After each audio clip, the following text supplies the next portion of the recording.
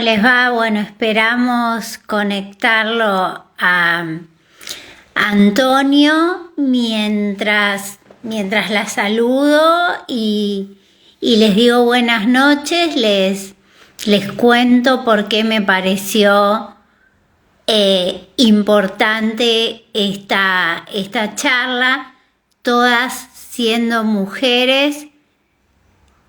Todas siendo mujeres sufrimos el patriarcado, con lo cual me parece que charlar sobre cómo desterrarlo es una manera muy importante, es una manera muy importante, es una charla importante para compartir con.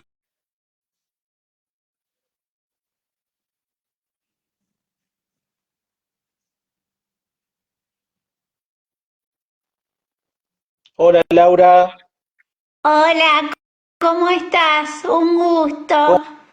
cómo va? ¿Todo bien? Todo muy bien.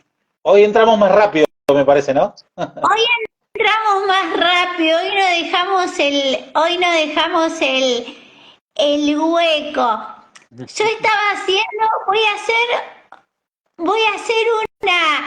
después te damos todo el espacio a vos porque estamos muy interesadas en escucharte. Yo te voy a robar solo 2 segundos y luego te dejo que te presentes vos.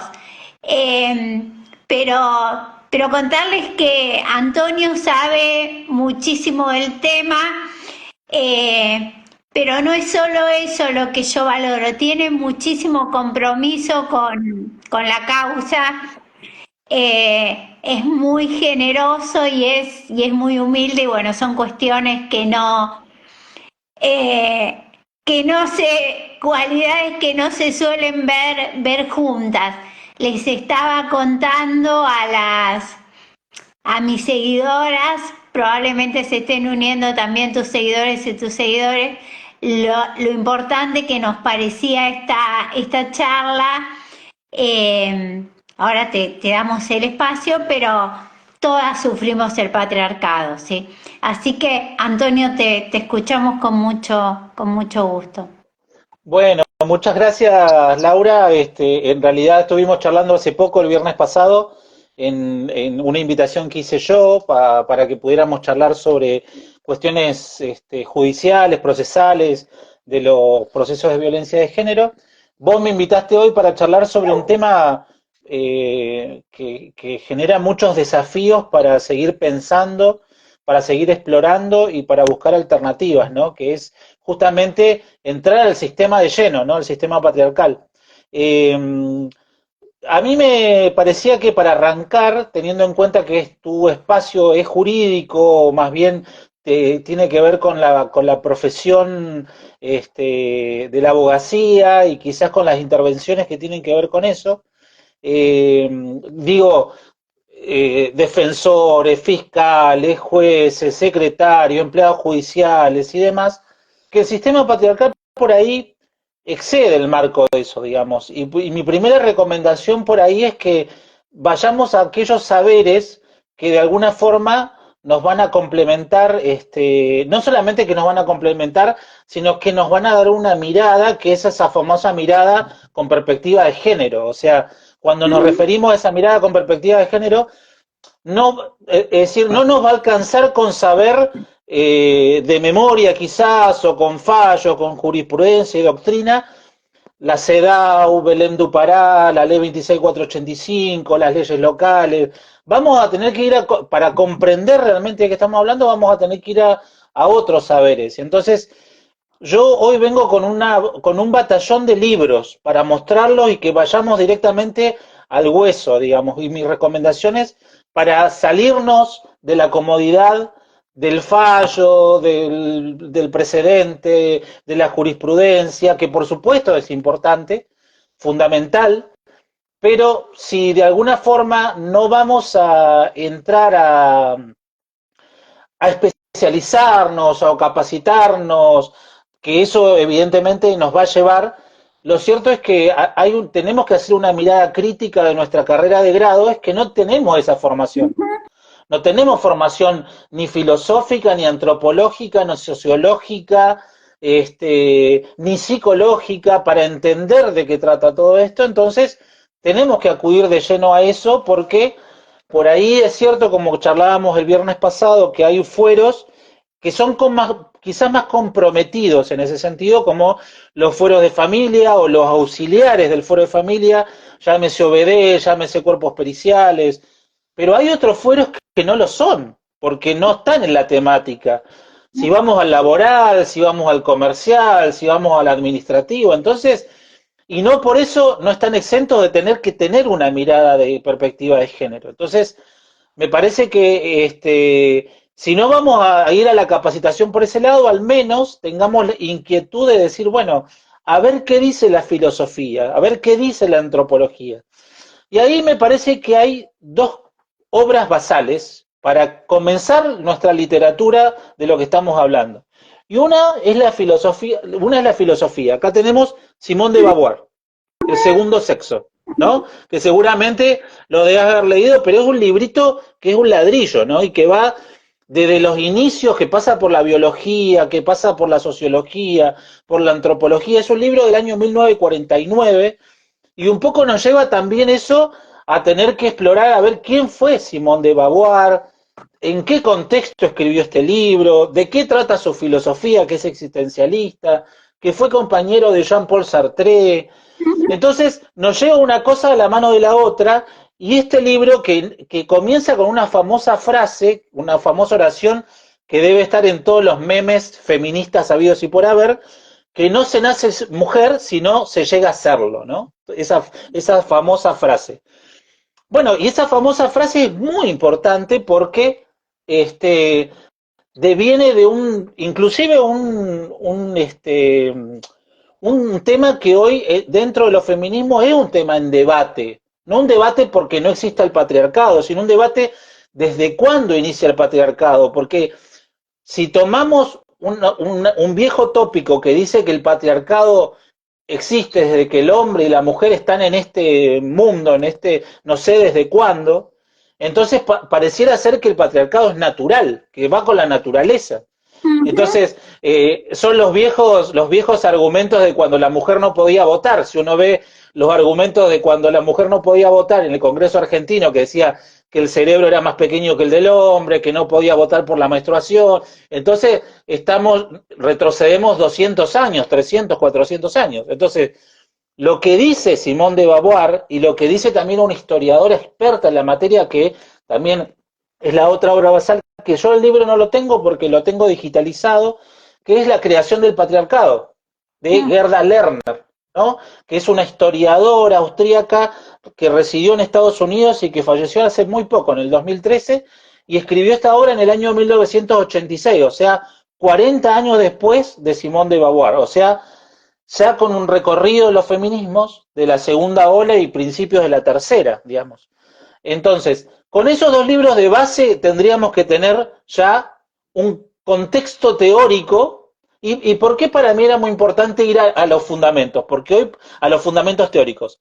Porque hoy por hoy hay mucha discusión por para mi punto de vista, retroceso en las políticas públicas que tienen que ver con esto de poner en duda que en realidad no hay una desigualdad de hombre y mujer, en realidad no existe esto, sino que hay personas buenas y personas malas, personas violentas y personas no violentas. Entonces, si no se entiende el contexto del sistémico, si no leemos los libros, básicamente, si no vamos a la bibliografía, si no nos capacitamos, si no cumplimos lo que dice la ley Micaela, porque en realidad esto está legislado, por otro lado, difícilmente vayamos a entender cómo funciona el sistema, porque dentro de todas las cuestiones sistémicas, el que no está discutido es el capitalismo, por ejemplo, que tiene unos 500 años de historia. Con ese no hay problema, con ese está todo bien, y de hecho lo llevamos a su sentido más positivo, ¿no? Pero con el patriarcado no existe, parece, ¿no? Cuando en realidad hay pruebas y argumentos científicos y de saberes como la filosofía que corroboran que hay una desigualdad estructural histórica que no sabemos bien cuándo sucede. Gerda Lerner dice cuando más o menos comenzamos a ser sedentarios, o sea, cuando comenzó a funcionar la sociedad en contextos ya estables, con agricultura. Quizás alguno como Levi Strauss, que es antropólogo, dice que funcionó cuando empezó a haber una atadura a través de la mujer, a través del matrimonio, y se establecieron de alguna forma las funciones familiares. Entonces uno empieza a comprender y dice, bueno, evidentemente se empezó a articular algunas funciones, entonces se empezó a construir, de ahí el término de la construcción, se fue construyendo un sistema en los en distintas civilizaciones bastante similar, que a su vez se generó también un control a través de la religión. La religión sirvió también en sus distintas vertientes, de sus distintas tipologías, intensidades, ¿no? Pero para el control de la sexualidad, incluso para el varón, y para establecer las ataduras o los condicionamientos a la mujer, ¿no? Sobre todo funcionales en la sociedad. Y hay alguien que lo trabaja muy bien, y sigo con los libros, que es, por suerte que es argentina, por suerte es argentina y por suerte la tenemos que escuchar y ver qué nos enseña, que es Rita Segato. Antropóloga, ¿no? La guerra contra las mujeres, dos libros fundamentales para entender el sistema patriarcal, y contra pedagogías de la crueldad. Ella acá teoriza 4, 5, 6 condicionamientos casi de todas las civilizaciones, que ella dice que en todas las civilizaciones se construye como lo que ella dice un origen adánico, bastante similar a Adán y Eva, ¿no? Donde Adán es como el titular de todas las privilegios, por decirlo de alguna forma, y Eva queda como atada. Inclusive nuestra Biblia dice que surge de una costilla. Aunque hay dos versiones ahí, porque una dice, la primera parte del Génesis dice, Dios creó a la mujer, Dios creó al ser humano, macho y hembra los creó, ¿no? Entonces pareciera que a su imagen y semejanza, macho y hombre se los creó. Y después en una segunda versión dice que salió de una costilla. Es como que hay dos literaturas diferentes ahí, o dos escrituras diferentes. A su vez que hay aparentemente una mujer anterior a Eva, que sería Lilith, que parece que se le reveló a Adán, etcétera, que están, bueno, no nos vamos a ahondar en eso, pero quiero decir que lo que dice Rita Segato es que pareciera que hay una construcción ahí en lo que viene a ser lo religioso, en donde básicamente la desigualdad está construida a través de estos relatos, básicamente, ¿no? Y yo me quiero detener acá en otra obra literaria fundamental para entender la actualidad, porque hay un momento histórico, sobre todo de Occidente, no de Oriente, ni de África, ni de los pueblos originarios, que tiene que ver con la Alta Edad Media. En un momento de la Alta Edad Media, 1200 al 1400, la mujer comenzó como a desligarse, como a generar algún tipo de liderazgo a través de lo que en su momento era saber sanar a las personas, inclusive fueron aceptadas en algunos lugares de Europa en las universidades, hasta que de alguna forma también se construyó el famoso mito de la mujer bruja.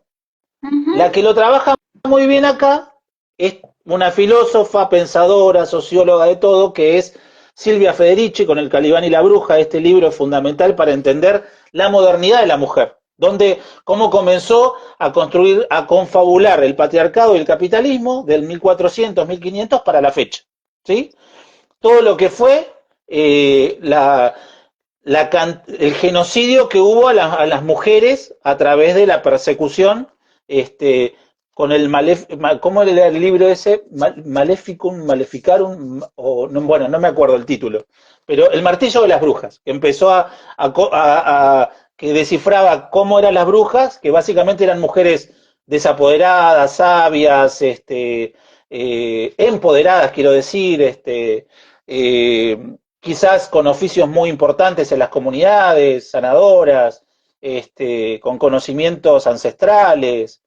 De hecho, viste que una de las leyendas de los actuales feminismos dice que somos las nietas de las brujas que no pudieron quemar, ¿no? Está buenísimo, me encanta. Eh, bueno, eso como para ir charlando, ¿qué bibliografía de base podríamos tener para entender al sistema patriarcal? Pero yo quería ahondar en algunas cuestiones que yo he trabajado y estudiado, que tienen que ver con microsistemas dentro del sistema patriarcal. Básicamente el sistema patriarcal, para hacerlo muy sintético, es esta construcción sociohistórica, socioeconómica, como por decirlo en términos marxistas, de infraestructura, digamos, que sobre el cual todo está depositado, que tiene que ver con la construcción donde la mujer está en inferioridad de condiciones a la del hombre. Y eso se naturaliza. Y eso se manifiesta y se comunica de generación en generación, ¿sí? Con más o con menor intensidad, pero el sistema funciona de esa manera. Y yendo a los microsistemas, vos si querés interrumpirme, sí, Laura, yo porque me empiezo yo me entusiasmo, viste, y empiezo a hablar y no paro. Bueno, dentro de los microsistemas que está muy en boga en lo que tiene que ver con la modernidad es el androcentrismo. El androcentrismo es básicamente que está todo centrado en el hombre heterosexual, cis, bueno, el hombre modelo, ¿no? El hombre victoriano, el hombre blanco, el hombre europeo, el hombre heterosexual, el hombre propietario, ¿no? El hombre de una determinada clase, es el hombre modelo, ¿no? Ese hombre va a ocupar toda la información, la comunicación, todo va a pasar por él y todo lo que se va a conocer y saber va a ser a través y sobre el hombre. Y eso genera, o sea, la ciencia, el arte, el deporte, la política, la economía, todo pasa por las manos del hombre. Y esto genera... Te agrego, sí, perdón, los ámbitos académicos son muy machistas también. La educación, claro, sí, sí. Sí, el sistema educativo, por supuesto. El sistema jurídico, ni hablar, todos sabemos que hasta el año 1968 la mujer en Argentina, y así su correlación en todos los países de Occidente, la mujer era un incapaz de derecho prácticamente. Y fue habilitada políticamente en Argentina en 1950, 51, donde pudo votar en Argentina recién. Bueno, si ven la película Sufragistas, que está todo el relato histórico de, por ejemplo, de Inglaterra, todo lo que fueron las más combativas, ¿no? Eso, pero eso no significa que la mujer no haya existido, que no haya hecho nada durante ese tiempo. O sea, la mujer hacía, pero era... Justamente hay un término muy específico para eso que se llama ginopia. O sea, hacer como que la mujer no existe. O sea, la miopía a la acción de la mujer. A la acción que evidentemente ha existido. De hecho, hay como un contrarrelato de la historia, de la ciencia, de todas esas manifestaciones de saberes, donde vos decís, bueno, la mujer estuvo. O sea, hasta hace poco... Juana Zurduy, hasta hace poco, ¿no? Juana Zurduy, 20, 25 años, no era estudiada en las escuelas, y Juana Zurduy estuvo a la altura de San Martín, estuvo a la altura de O'Higgins, de Sucre, de Bolívar, de Güemes, o sea, fue fundamental ahí en Bolivia para la independencia de toda Sudamérica, porque si no hubiera estado ella liderando la batalla, no se hubiera podido ganar la guerra contra el Perú. Y eso en mi generación de ninguna manera se decía, o sea, ni Juana Zurduy ni se la mencionaba. Por ejemplo, por dar un ejemplo. Por ejemplo, otro, Mariquita Sánchez de Thompson, se le recuerda por haber cantado el himno que de hecho casi, y eso no está ni siquiera corroborado. Pero Mariquita Sánchez de Thompson, y esto lo trabaja muy bien Felipe Piña en Mujeres Insolentes, fue la Sí, primera mujer en la colonia argentina que le hizo un juicio a los padres de disenso, que después fue incorporado por el Código de Vélez. Pero disenso porque la querían cansar con otra persona que no era Thompson y ella estaba enamorada de Thompson. Por eso es Mariquita Sánchez de Thompson, porque se casó, el virrey en ese momento le dio la razón, le dijo, bueno, que le iba a dar la razón y evidentemente pudo hacer posible esto que en otro tiempo no hubiera sido posible, o sea, no hacerle caso al padre, no desobedecer al padre. no no te quiero interrumpir, pero hay un libro que en realidad es para formar a las niñas que se llama Relatos de Mujeres Rebeldes Sí, y básicamente lo que trata de hacer es de visualizar a estas mujeres de la historia que en cierta forma se han revelado a estas pautas patriarcales y ocuparon lugares que parecía, como bien vos decís, natural, que eran lugares para hombres, pero que claramente se trata de construcciones sociales. totalmente, sí. Y voy a dar dos ejemplos más porque hay uno que es profesional, que tiene que ver con Cecilia Grierson, que es la primera médica argentina, ¿sí? Donde cuando le toman el examen, esto siempre Felipe Piña lo menciona también, dice uno de los profesores que le toma, que dice, voy a dejar constancia que le tomo examen a un ser inferior. ¿Ahí se incorporó alguien a la charla? Sí, Ho- Hola, Hola. eh, soy una abuela de La Rioja. Hace casi un año y medio que no veo a mi nieta porque la justicia de La Rioja, recién me meto en este vivo, en la justicia de La Rioja se protege la pedofilia. Todas las madres que denuncian abusos sexuales de sus infancias son criminalizadas. Hemos llegado al punto que en La Rioja una madre que reclama alimentos está siendo amenazada de ir presa. Este, Realmente es dramático. Yo hace un año y medio que no tengo noticias de mi nieta por haber denunciado abusos y apremios ilegales por parte en contra de mi nieta. Los apremios ilegales fueron cuando la justicia le quita la niña a su mamá, a mi hija, y la mete en un lugar donde van los niños que no tienen familia, en un hogar. De ahí sale, me permiten verla, la veo totalmente golpeada, hago la denuncia pertinente y a partir de ahí me impiden verla. Hace un año y medio que no tengo noticias, no sé cómo está mi nieta.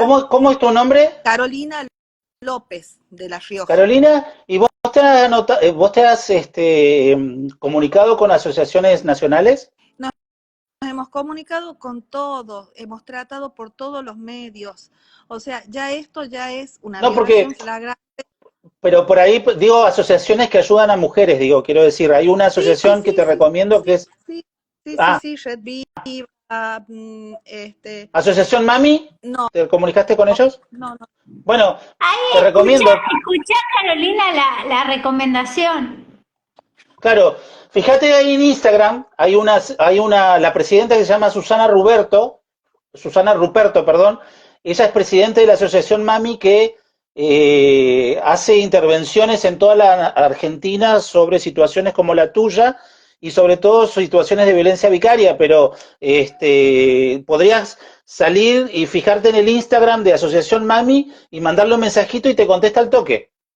Dale, dale, yo lo voy a hacer. No soy muy tecnológica, pero realmente, o sea, lo que quiero es que se visibilice que en La No, Rioja pero se yo, está por eso te digo, porque ellas hacen intervenciones a las diferentes provincias, incluso hasta pueden viajar para charlar con ustedes, hacer charlas e intervenir en los organismos, preguntar cómo va la justicia y todo. Ya Buenísimo. ya tienen como protocolos, por eso te las recomiendo.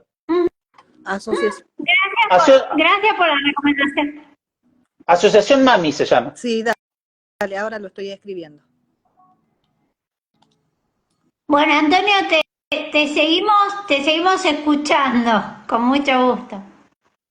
Igual Dale. estábamos hablando de esto de los patriarcales que son los sistemas judiciales. No sé, Antonio, si vos compartís que esto es más pronunciado aún en las provincias. Por supuesto, hay provincias que son mucho más conservadoras que otras y eso lo sabemos, digamos. Está medio corroborado que hay lugares, no solamente provincias, sino también localidades. Yo te digo, por ejemplo, nosotros vivimos, vos lo vivís ahí en Cava, que por ejemplo tiene una visión en general más progresista, pero vos haces, no sé, 400 kilómetros y te vas a Azul, o te vas a Bragado, o te vas a algunos lugares donde hay una formación quizás agropecuaria, agrícola, donde las familias son más conservadoras, donde hay mucha religiosidad, por ejemplo. Yo, por ejemplo, acá en la provincia de Santa Cruz hay muchas localidades que se han originado a través de la milicia, digamos, del ejército argentino. Puerto Santa, tenemos a 2 horas una localidad que se llama Puerto Santa Cruz, u otra que se llama Comandante Piedrabuena, que se originaron en puestos del ejército. Entonces, imagínate que es bastante difícil hablar de estos temas donde hay conformaciones familiares conservadoras, donde las cosas son bastante. También minería, por darte otras, donde hay conformación, donde las cuestiones, donde el hombre se va 14, 15 días, 21 días, donde la mujer se queda, se hace cargo del hijo, del cuidado. Estamos hablando de cuestiones que parece ser que debieran de alguna forma desarticularse cuando en realidad están bastante consolidadas. No sé si te pasa a vos. Creo que nos pasa a todas las mujeres que está naturalizado, que tenemos que tener mayores cargas en cuanto al cuidado de los hijos, más allá de todo lo que se fue estudiando y haciendo desde el feminismo. No te quiero sacar para nada el lugar, pero para nosotras el código el nuevo código fue un gran logro. Sí. Es un artículo, porque primero que el código de Vélez era un código absolutamente patriarcal, y hay un artículo que por ahí parece una pavada, pero dice que las tareas domésticas tienen valor económico, ¿no? Y es una forma de visualizar el trabajo que hacemos todas las mujeres que realmente está invisibilizado. Sí, de hecho hay un fallo reciente de la justicia de Entre Ríos. Mira, acá tengo el libro, que de hecho le iba a recomendar. Hay una autora argentina que es politóloga, que es licenciada en Ciencias Políticas, que es Flor Freijó, que en Maleducadas insiste mucho con el término de la carga mental, más allá del cuidado, sino la carga mental que tiene que ver con la administración mental del hogar, ¿no? De saber. De hecho, yo cuando hago las presentaciones del libro o hago charlas, pregunto a los varones, que como yo, que somos heterosis y digamos, ¿ustedes saben si falta detergente en su casa, si falta jabón, si está faltando fideos en la repisa? Porque las mujeres las saben todas, o sea, son administradoras del hogar. Y las mujeres inclusive, más allá, se puede ser muy feminista, se puede ser muy progresista, pero tienen toda esa información en la cabeza. O sea, si mañana al nene tiene pruebas, qué tipo de pruebas, si le está faltando cartulina, si el delantal está limpio o no, si hay que plancharlo o no plancharlo. Los varones estamos totalmente desentendidos de eso. Yo ese libro que me estás contando, que nos estás recomendando ahora, salgo corriendo a comprarlo. Este tiene tres partes. Tiene la primera que se llama Solas, esta que para mí es el central, Maleducadas, y el tercero que no lo tengo, pero ya lo voy a buscar y no me acuerdo el título. Pero si escuchás presentaciones de Flor Frejó es maravillosa con ese tema en particular. Y lo bueno es que ese concepto de carga mental en un juicio de alimentos fue considerado en Entre Ríos y se estableció un plus extra por eso, ¿no? Porque además, yo, que estoy a cargo de un juzgado de familiado acá en Río Gallegos, lo empecé a utilizar hace un mes cuando salió este fallo, porque no me animaba porque he sacado muchos fallos que han sido novedosos y siempre viste que tengo la reacción por atrás, que siempre hay un palito que se va generando, entonces voy dando pasos certeros sobre esas cuestiones. Pero bueno, eso fue al pasar. Si querés seguimos charlando sobre estos micromundos Sí, por del supuesto. patriarcado para seguir sacándole el jugo. Ya habíamos hablado de androcentrismo, hablamos de ginopia, y después hay otro tema muy interesante que generalmente las capacitaciones se trata sobre estereotipos. Eso tiene un presupuesto anterior que se llama sexismo, es decir, las cosas están divididas por sexos. Eso porque naturalizamos que hay colores para hombres y mujeres, hay ropa para hombres y mujeres, por ende hay profesiones para hombres y mujeres, oficios para hombres y mujeres. Por eso el fútbol para femenino en Argentina es profesional hace 3 años, 4 años, o sea, y las mujeres que juegan al fútbol profesionalmente en distintos clubes del mundo no cobran lo mismo que los hombres. En Hollywood, hace 2 años, hubo un tremendo movimiento de mujeres artistas que generan mucho más dinero que los hombres y no cobran lo mismo que, no sé, por decirte Tom Cruise, por decirte o sea, eso es sexismo, es decir, validar la diferencia de hombres y mujeres diciendo, bueno, los hombres en realidad son más importantes, en definitiva. Los hombres Totalmente. están por encima y las mujeres están por debajo. Ni hablar si una mujer quiere ser camionero, o no sé, o hacer chapa y pintura, o ser ingeniera industrial. Entonces, O todas las piloto, barreras que hay para hacerlo. o pilota de avión. ¿Mm? Bueno, por supuesto, ni hablar. Y bueno, y tiene la contracara que si un hombre quiere realizar alguna profesión que supuestamente son de mujeres, está poniéndose en duda su heteronormatividad, porque ahí está el tema, ¿no? Es decir, todo tiene que ser hombre y mujer y no salirse de ese binomio, ¿no? Porque, Los maestros, por ejemplo, que se les desconfía. exacto, exacto. Por ejemplo, bueno, ahí hay un tema también que, derivado de eso, también hay un presupuesto anterior que es un tema tabú, que es el de, el de no me sale el término en este momento, que es el de la sexualización, ¿no? Entonces, hay como un criterio ahí de que los hombres, bueno, esto lo decían las madres y las abuelas, tienen como unas necesidades particulares, ¿no? Como una necesidad de saciarse. Entonces también decir, bueno, no, vos sos mamá, creo, ¿no? Yo soy Sí, papá, es decir, difícilmente, y esto para charlarlo, ¿no? Difícilmente si viene un hombre heterosis, niñero, a cuidar a nuestros hijos en la primera o segunda infancia, se lo dejemos con confianza, ¿no? No sé, seguramente seguro, y siendo feministas y habiendo estudiado estos temas. sí, pero por supuesto, yo haría exactamente lo mismo. Es decir, primero, ¿cómo elegiste ser niñero? Mostrame tus antecedentes, bla, bla, bla. Te voy a dejar a mi nene de 6, 7 años, 8 años, a mi nena de 5, 6, 7 años, sabiendo todas las cuestiones que sabemos nosotros que suceden en la conformación del hombre heterosis y que lamentablemente se ven en las cantidad de denuncias de abuso sexual infantil intra y fuera de la familia, o sea, y llámese maestros, profesores, no sé, cualquier persona, varón heterosis que esté a cargo de grupos, termina teniendo algún tipo de denuncia, que por supuesto no siempre es así, pero no son las mujeres que son denunciadas, son excepcionalísimas, ¿no?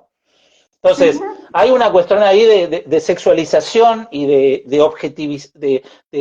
la mujer como objeto, del niño como objeto, que esto, cuando hacemos alguna capacitación que tiene que ver con infancia, lo repetimos 400 veces. El niño es sujeto de derecho, pero después la práctica no sucede tan así, ¿no? La otra cuestión que viene derivada de la sexualización y de la mujer como cosa, o sea, la cosificación de la mujer, es el tema del morbo masculino y todo lo que se genera a través de ahí, lo que se construye a través de ahí. Hoy continúan las mujeres pasando en boxeo, por ejemplo, pasando en ropa interior con un cartel y sigue sucediendo, sigue pasando. Entonces, o sea, esto es algo que insisto mucho, es decir, siguen habiendo elecciones de reina, princesa, lo sigue habiendo, hoy en el año 2024, no estamos hablando del 1300, o sea, de la Baja Edad Media, o del 1700, antes de la Revolución Francesa. Estamos hablando de hoy, en el 2024. Siguen habiendo porristas agitando, siguen habiendo mujeres con calzas en una actividad, sí, en una en estación de el servicio. automovilismo, o sea que es bien de machos, ¿viste? O sea, evidentemente hay una cuestión ahí que tiene que ver con lo que la ley 26.485 denomina como violencia simbólica y que se despliega y se naturaliza y lo realizamos. Y ahí te quería preguntar a vos, Laura, que el otro día charlamos, porque yo insisto con pensar y repensar a ver de qué manera actuar ahí, porque viste que la violencia simbólica está establecida en la 26.485. Supuestamente desde el Poder Judicial o desde los poderes y demás deberíamos intervenir ahí. ¿Cómo te parece a vos que podemos intervenir ahí? Porque a mí ahí se me acaban los papeles y yo en lo pragmático he charlado esto con diferentes profesionales y no hay como medidas preventivas o medidas de sanción. ¿Vos lo pensaste alguna vez, no? Yo lo que he pensado es que se va empezando a abrir el camino muy de a poco. Y hace muy poquito que se empezó a hablar mucho más de la violencia vicaria. Ahora te hablo de la violencia simbólica. Yo estoy en un ámbito que es un poco más progresista, que es la Ciudad de Buenos Aires. En general, la Oficina de Violencia Doméstica y el Cuerpo Interdisciplinario de Violencia Familiar hacen mención a la violencia doméstica. Ahora bien, a la violencia simbólica. Ahora bien, las medidas que se toman no las suelen tener en cuenta. Y me parece que la violencia simbólica, además de vivirla a todas las mujeres, ahí fue un lapsus lo del ámbito doméstico. Me parece que la vivimos mucho, todo lo que vos estabas contando, en el ámbito extradoméstico también. Sí, de hecho, hace muy poco viste que está regulada o conceptualizada la ley, la violencia en espacios públicos, el famoso piropo, viste que la mujer hace 40 años de alguna forma lo aceptaba, inclusive se sentía halagada por esa situación, cuando es una invasión de un hombre para con una mujer diciéndole o una barbaridad o algo que se me ocurre así medio floripondioso, pero la verdad que no tengo derecho a invadir a alguien y decirle tal o cual cosa. De hecho, ahí sí yo me quería detener sobre una cuestión que tiene que ver con medidas preventivas, porque la violencia en espacios públicos antes se catalogaba como violencia simbólica porque no tenía como una conceptualización o una bajada, ¿viste? Hay un arquitecto en La Plata, hace unos 7, 8 años, no sé si lo sigue haciendo, tendría que yo investigar, pero salió en todos los medios con un cartel que decía, en este edificio no silbamos a las mujeres. ¿Sabes qué? Pusieron uno igual que me generó mucho placer en un edificio que están construyendo, perdón que comparto una anécdota tan Sí, personal, sí, pero en un edificio que están construyendo al lado de casa.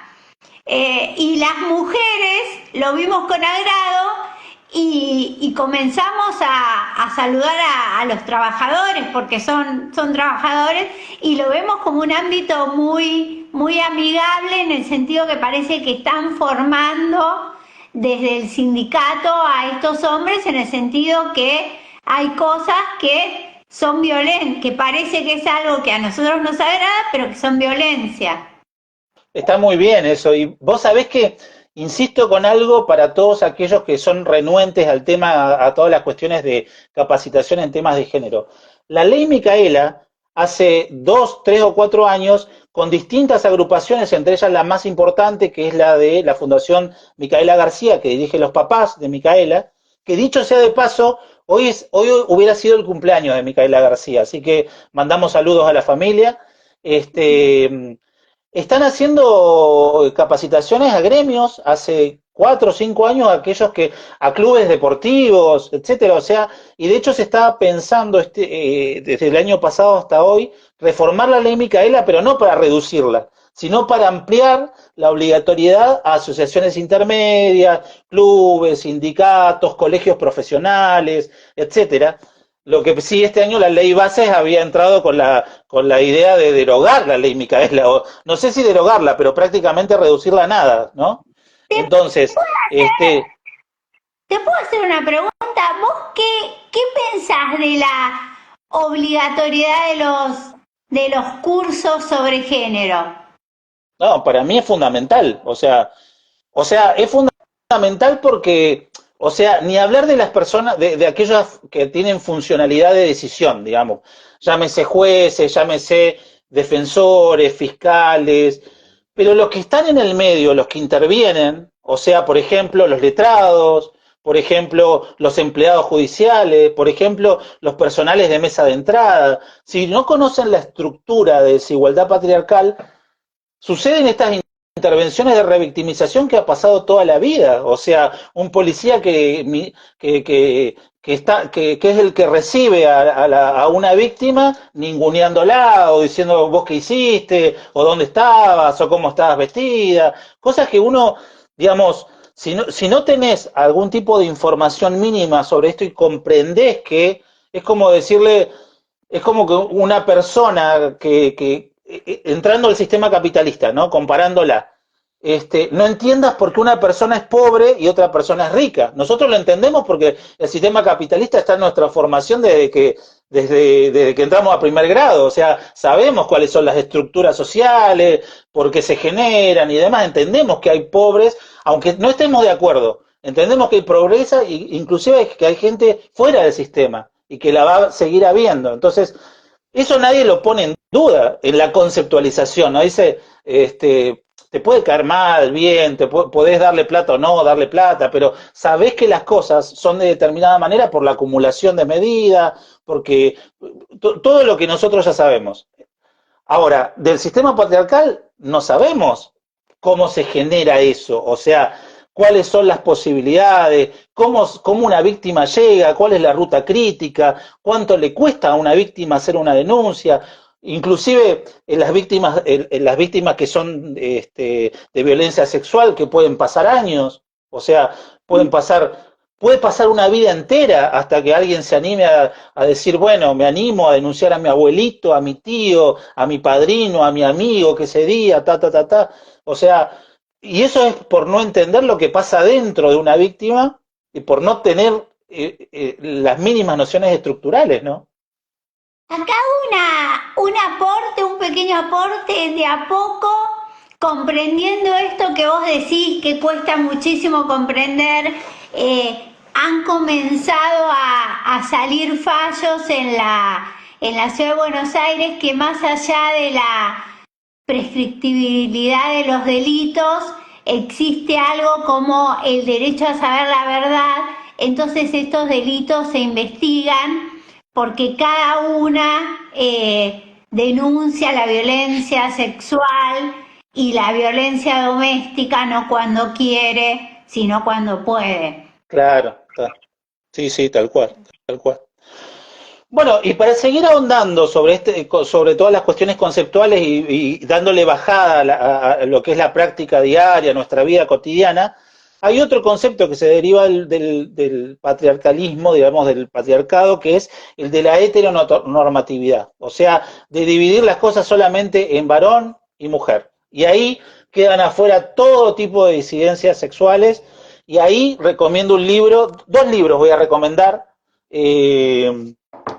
Tres libros ya que estamos. A ver, Ya, bueno, para entender lo que se llama la filosofía de la disidencia o la filosofía queer o el pensamiento, que hoy está muy en boga también, aunque por supuesto genera mucha resistencia, este que es del año 1992, que inaugura por ahí Judith Butler, El género en disputa, que es para mí esencial leerlo, ¿sí? Es dificultoso, pero es esencial.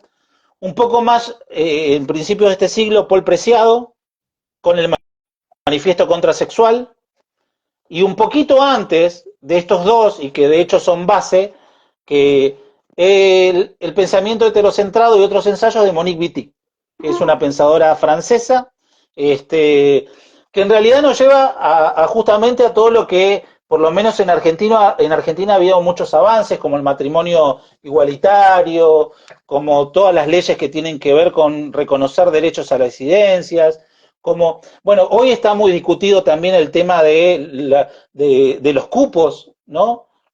Justamente, si no se entiende cómo está, este tipo de elecciones dejan afuera a estas personas de las familias, de la sociedad, de los trabajos y demás, ¿cómo se le puede garantizar una vida digna por una elección de vida si no es a través de los cupos? O de decir, bueno, por ejemplo, en esta empresa, si van a incorporar 10 personas, al menos dos que tengan algún tipo de manifestación en su vida que tenga que ver con la disidencia, ¿no? Son todas estas bueno, cuestiones que se derivan.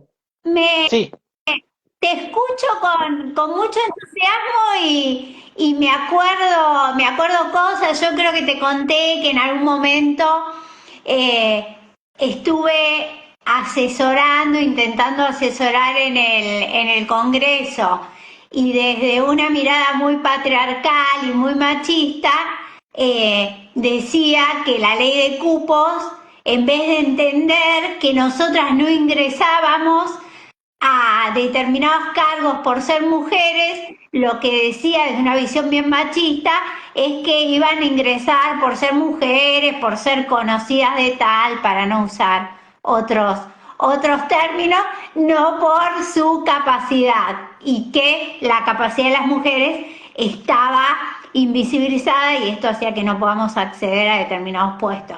Como si fuese natural que si una mujer está debidamente capacitada va a tener yo hablo de ámbitos en los que me desempeño, ¿no? Pero que una mujer por el hecho de estar capacitada y por tener un doctorado va a tener un cargo de titular en una cátedra o un cargo de, no sé, dirección de un posgrado. En la Facultad de Derecho a la que yo integro, esto no sucede.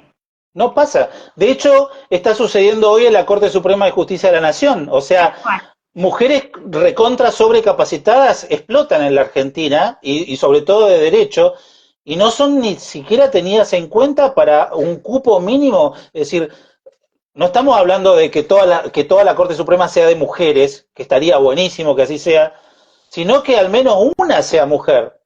Y sin embargo, y no está pasando. otra cosa que se me ocurre, así como cuestiones que son falsas, que circulan por el sentido común, ¿no? la, la matrícula para medicina es mayormente de mujeres. Lo que pasa es que las discriminaciones se ven si se mira más finito. Son dermatólogas, son pediatras, no son tareas que siempre se nos asignaron a las mujeres. La belleza, todos estos estereotipos de la belleza, del cuidado. Bueno, yo soy mujer y hago derecho de familia, soy un ejemplo de eso. Claro, claro que sí. Sí, ni hablar de, o sea, esto está medido en estadísticas también, o sea, en las ciencias sociales las mujeres tienen mayor intervención. En las ciencias que son exactas, no. O sea, vos vas a las ingenierías, a las arquitecturas, y olvídate, o sea, vos haces como un recuento de las universidades del país, y te puedo asegurar que entre el 90 y el 100% de los rectores y decanos de las universidades son varones en esas carreras. Ujú. Y, y, y no es poco decir porque estamos hablando de la construcción de un país, de la infraestructura de un país, de puentes, o sea, de ciudades. Hoy estamos hablando hay un famoso libro que es La ciudad feminista, donde también, o sea, las ciudades y las construcciones, los edificios han sido construidos por hombres, hablando de androcentrismo. Las mujeres no han tenido intervención ahí. ¿Y qué pasa? Hay una mirada que no estuvo, o sea, bueno, ni hablar, ni hablar. O sea, es larguísimo el tema, una vez que nos metemos con eso, es tremendo. Pero yo, como para ir dándole ya el cierre final, ¿viste? Después si querés charlamos otros temas, yo insisto con uno sobre todo, que es el rol de los hombres heterosis que de alguna forma nos sensibilizamos con la causa feminista. Porque, ¿qué hacemos nosotros? O sea, o cómo podemos intervenir. Yo he tomado una decisión en mi vida que no ha sido tampoco, que ha sido por dos motivos. Una, porque la vida profesional me fue llevando, pero por otro lado, porque empecé a tomar conciencia. Mi hija este año cumple 19 años. Mi hija se va a La Plata a visitar a una amiga en el tren y yo no sé si vuelve. O sea, hay un femicidio por día, o un poquito más, un poquito menos, no importa, y muchos pasan en el ámbito familiar, o sea, si se pone de novia, no sé con quién se pone de novia, o sea que no es una seguridad, si se casa, no sé con quién se va a casar, porque los datos estadísticos, o sea, son los peores femicidios, esos que suceden, y eso es nada más y nada menos que la peor expresión del patriarcado, que es la misoginia. O sea, Micaela García, el día que ocurrió su femicidio, fue a bailar, a recaudar fondos para un trabajo grupal en común y se fue desde el boliche a las 5 de la mañana como toda joven y como toda adolescente, más o menos, y se fue en buenas condiciones, no se le puede echar la culpa a la víctima. La secuestraron a cuadras del boliche, o sea, y eso le puede pasar a cualquier mujer en Argentina. De hecho, hoy está en boga el tema de que le ha pasado a quien mejor cuidada debiera haber estado en su momento, fue la compañera de un presidente de un expresidente de la nación. Imagínate una mujer en su casa, no sé, por decirte, en una población de 200 habitantes, ¿qué protección tiene? Y eso es una realidad.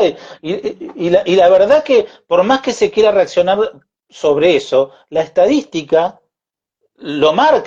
Y la otra cuestión es que marca es que los hombres somos los que generamos, no solamente somos los victimarios de esas mujeres, sino que somos los victimarios de otros hombres. Por esa misma, por esa misma raíz patriarcal, ¿no?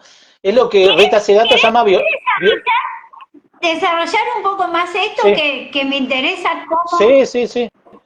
Bueno, la que lo trabaja mucho es Rita Segato, que ya hablamos sobre ella, que se llama violencia intragénero. Es aquella violencia que nos generamos entre los propios varones desde la más temprana infancia. Llámese el juego de la pelea, llámese la violencia en juegos deportivos, llámese la violencia en aquel varón que es un poquito más sensible que el otro, llamándole maricón, o voy a decir cómo se le dice, como puto de mierda, de qué llorás, qué te haces el machito, y quién es más machito que el otro. Y estas prácticas son de hermano, de mayor a hermano menor, de papá a fin, de abuelo a nieto, o sea, y esas prácticas las sufrimos mucho los varones. O sea, no es que nos pasa desapercibida, pero de pronto, ¿viste? Generamos una coraza y hay que defenderse, y si vos le vas a decir al papá, el papá no te dice, para que yo lo arreglo, ahora quizás un poco más, y en aquellas ciudades que son un poco más progresistas, no en todos los grupos. No te dice, bueno, yo voy a hablar, por ahí la mamá también, sino dice, vos tenés que aprender a defenderte, agarrarlo trompada y hacete hombre, y hacete macho, pegale una patada de los huevos y así sucesivamente, ¿no? Lo que sabemos todos, cómo marcar el límite. A tal punto que esto se habló mucho en el caso de Fernando Báez Sosa, ¿no? Con los rugbyers. O sea, la formación de los rugbyers, que hace poco hubo una situación que no llegó a homicidio de casualidad, pero cada tanto pasa, ¿no? Los grupos de varones haciéndose el macho con otros varones. Y pasan Ujú. todos los boliches, en las escuelas, en la formación de deportes un poco más livianos, de grupos. David Beckham, si ven su biografía, recuerda como un hecho traumático que el día que comenzó su carrera profesional en Manchester, le hicieron masturbarse en público a sus compañeros, o sea, como Mm. una prueba de masculinidad. O sea, situaciones como esas en el deporte y empiezan los testimonios, pero no como un testimonio de decir, bueno, qué macho que soy, sino cuánto me hicieron sufrir mis propios congéneres. Ujú. Y eso a las mujeres no les pasa, o sea, por ahí habrá algunas tribus, algunas cuestiones que tienen que ver más con cuestiones de clase, no de patriarcado, sino de clase, que también hay que entender eso, porque justamente hay que entenderlo en términos de intersección, ¿no? De sistemas. Cómo en una misma persona interseccionan el capitalismo, el colonialismo, el capacitismo, el eurocentrismo, el Y adultocentrismo, el patriarcado, adultocentrismo. todo eso pasa por cada una de nuestras personas. Entonces, si vos ves a una mujer migrante, negra, pobre, bueno, todo el peso de los sistemas caen en ese pobre ser humano que encima tiene que transitar los pasillos hoy no existe el Ministerio de la Igualdad, o Ministerio de la Mujer, pero llámese el pasillo que sea, buscando algún tipo de auxilio. Este, y eso tenemos que tenerlo muy en cuenta los hombres heterosis para trabajarlo de alguna manera, para sacarnos todo ese peso y buscar respuestas sensibles, empáticas, y eso es re difícil de hacerlo, pero hay que, digamos, aquellos que tenemos algún tipo de sensibilidad en la materia, tenemos que promoverlo. Y yo, ¿sabés qué voy a leer? Ya que estamos, algo que eh, no sé si has leído La teoría King Kong de Virginia Spence, también es una bibliografía que yo recomiendo totalmente.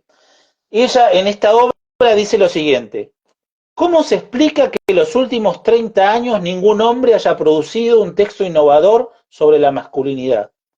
Hubo una revolución feminista, se articularon discursos, a pesar del decoro y frente a la hostilidad, y eso sigue en marcha.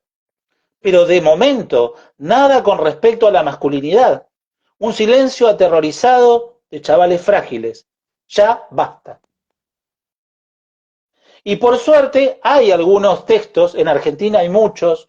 Luciano Fabri en Rosario es un especialista en la materia, yo lo recomiendo, tiene varios libros escritos. Enrique Stola también es un psiquiatra y especialista. Vamos a hacer un reel un video con él también. Es Eh, maravilloso, Enrique, maravilloso,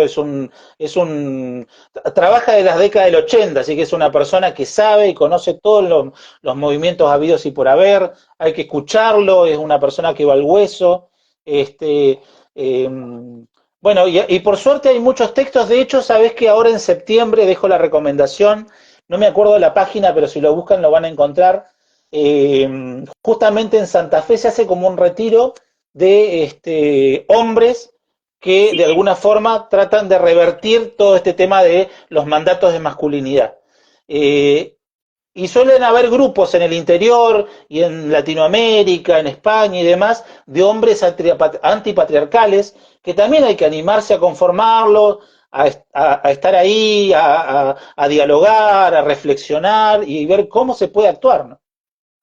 A mí esto que leíste y todo lo que estás conversando, me recuerda mucho a un debate que yo no le encuentro mucho sentido dentro del feminismo, que es qué lugar le damos las mujeres a los hombres feministas.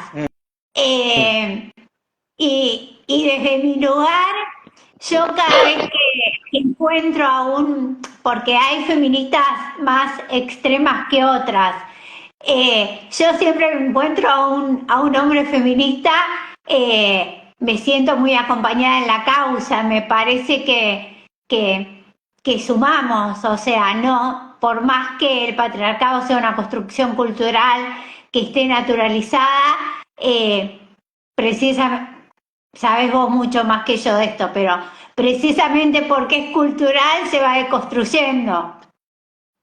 Sí, tal cual, tal cual. Y yo, ahora sí, para ir ya a la línea recta final, porque vos me tiraste un desafío que es tremendo, que es el tema de buscar alternativas, ¿no? Es cierto que la ley 26.485, la primera frase dice que es para erradicar. O sea, erradicar es darle fin al patriarcado, nada más y nada menos. O sea, no es poca cosa. Y ahí yo tengo dos hipótesis para poder reflexionar, pensar y ver cómo se aplica en nuestras capacitaciones, llámese de la ley Micaela, llámese de la ley de la ESI, de las propias inclusive. Hay dos construcciones teóricas que no se están trabajando mucho ni en las carreras de grado ni las de posgrado. Una es la de la teoría de la complejidad, ¿no? De Edgar Morin. Es un sociólogo y pensador estadounidense que ya tiene como 93 años, sigue vivo, sigue haciendo, hay toda lo que se llama la teoría ecológica para discriminar qué es lo urgente, para qué discriminar de qué manera abordar, porque el sistema patriarcal justamente lo que tiene es que es muy complejo, o sea, vos empezás a escarbar y es algo que no se termina más, o sea, es esto, es aquello, es el cumpleaños que le llevo la pelota al nene y no a la nena, son las prácticas de todos los días, es cuando nos juntamos al asado y las mujeres se levantan para ordenar y limpiar sin que nadie se los pida, y los varones nos quedamos lo más bien ahí, sin ningún rasgo de conciencia. Son las prácticas diarias, ¿no? De todos los días. Te cuento cosas cotidianas que vos sabés, pero cómo se presentan los juguetes en las jugueterías. Si bien Total. se está naturalizando un poco de que hay juegos de niños y de niñas en las jugueterías, yo no he visto nunca, incluso esto que contás vos, en una ciudad moderna, ojalá que exista, pero no lo he sabido, una juguetería que no distribuya los juguetes para niños y para niñas. Vos lo dijiste, o sea, y sigue estando la tablita de planchar con la plancha con la cara de la nena. No hay un nene, ahí hay una nena que está haciendo este movimiento y los papás lo compran y lo regalan. O sea, y está la palita y la palita chiquitita y el cepillito chiquitito de rosado, de color rosado para nena, y muchas veces dice Barbie o dice alguna marca que es solamente para nena. Bueno, ni hablar, y eso está pasando hoy en el 2024 cuando estamos hablando de estos temas, ¿no? Que tienen que ver con los estereotipos. Ni hablar de las canciones, ni hablar de la música, del arte, de la participación en la vida cotidiana. Bueno, todo eso que es simbólico es tan difícil primero primero de percibir, segundo de sensibilizar que es importante actuar de alguna manera, y tercero de actuar. ¿Cómo actuamos ante eso? ¿Cómo hacemos? ¿Cómo hacemos desde el Estado, ya sea del Ejecutivo, desde las leyes, de las ordenanzas y del Poder Judicial? ¿Qué hace el Poder Judicial con eso? Porque no podemos no hacer nada cuando nos damos cuenta. Bueno, Claro. eso parte de la teoría de la complejidad para ver cómo actuar y a qué darle prioridad, ¿no? Y no encendernos en el fuego de decir, uy, hay 1 millón de denuncias de violencia doméstica, hay 1 millón de violencia de género, ¿cómo hacemos? Bueno, es como siempre, hay que atacar los presupuestos, ¿no? O sea, ¿por qué pasa eso? ¿Por qué sucede? Y el otro tema que a mí me parece que es necesario abordar, ya sea en el sistema educativo, que es un sistema educativo del siglo XIX, ¿no? Hoy por hoy estamos hablando de que ya hay una teoría llamada de las inteligencias múltiples, algunos hablan de 7, otros hablan de 11, otros hablan de 14, no importa, pero hay una teoría, hay una inteligencia que no trabajamos, o sea, que no trabajamos en ningún momento de nuestra vida, salvo que tengamos alguna familia que de alguna manera este, lo haga casi intuitivamente, que tiene que ver con la inteligencia emocional o la intersubjetiva. O sea, nosotros nos decimos, no sé, hay que ser más empático, le decimos, si tenemos un compañero de trabajo, che, tenés que ser más empático, pero la verdad es que eso no es automático, no es que le decimos a una persona, tenés que ser más empático y la persona dice, ah, está bien, a partir de ahora soy empático. No, eso es así como la inteligencia matemático de las ciencias exactas se trabaja desde que tenemos 5 o 6 años, la inteligencia emocional también hay ejercicios, hay formas, de hecho hay muchos talleres en donde eso se lleva de alguna manera, viste, haciendo actividades, ya sea teatralizadas o con juegos y demás, y vos te vas de ahí de una manera distinta, entonces te atraviesa el cuerpo, llega de otra manera y a partir de ahora el conocimiento que vos tenés lo trasladás de otra forma. Si eso se trabajara desde que tenemos 5 o 6 años, ¿qué tipo de seres humanos seríamos? Me pregunto yo, ¿no? ¿Cómo, cómo actuaríamos ahí ante el sufrimiento del otro, ¿no? Ante el sufrimiento, en este caso, de las mujeres, de las disidencias, o sea, ¿cómo me llegaría a mí que hay una manifestación de mujeres trabas, así se hacen llamar, en Plaza de Mayo, que dicen que no tienen trabajo, que no las reciben, que no pueden trabajar si no es de la prostitución cuando eligen eso? ¿Cómo me llegaría a mí? ¿Qué haría con eso, digamos? Porque son personas que están diciendo yo quiero formar parte de la sociedad, quiero que me acepten, no sé, como secretaria en un estudio jurídico, como recepcionista en un centro odontológico, quiero trabajar, quiero formar parte, pero no puedo. Entonces, quizás ahí tendríamos algún funcionario que diga, ah, ¿cómo podemos hacer para que esto sea de otra forma, para ser de otra manera? Yo tengo esas hipótesis que tampoco son soluciones, es algo que hay que seguir investigándolo, hay que seguir charlando, hay que seguir capacitando, hay que seguir escuchando a la gente que sufre, a esta abuela, a esta señora que intervino acá recién, que dice que en su provincia las cosas no funcionan del todo bien. Hay que seguir intercambiando. Estos espacios que tenemos acá, aunque sean redes, quizás lo escuche alguien, quizás se sensibilice, quizás diga, ah, mirá, yo tengo esta idea. Nosotros dos no podemos decir, a ver, ¿cómo prevenir la violencia en espacios públicos? Desde el Poder Judicial, por ejemplo, ¿qué medida cautelar sería? A mí no se me ocurre, pero capaz que alguien está escuchando y dice, ¿por qué Claro, no podrían hacer esto? Yo tengo esta idea, ¿por qué no hacen esto? ¿Por qué? Bueno, a mí no se me ocurre que todavía, cuando lo tenga, digo, bueno, lo voy a llevar adelante, claro. Pero bueno, viste que es un tema apasionante y la verdad que es un tema para seguir dialogando y para seguir pensando y para seguir ejecutando, que es lo más importante. de a poco se va construyendo, de a poco se va construyendo y deconstruyendo. Claro, de hecho era lo que hablábamos el viernes pasado.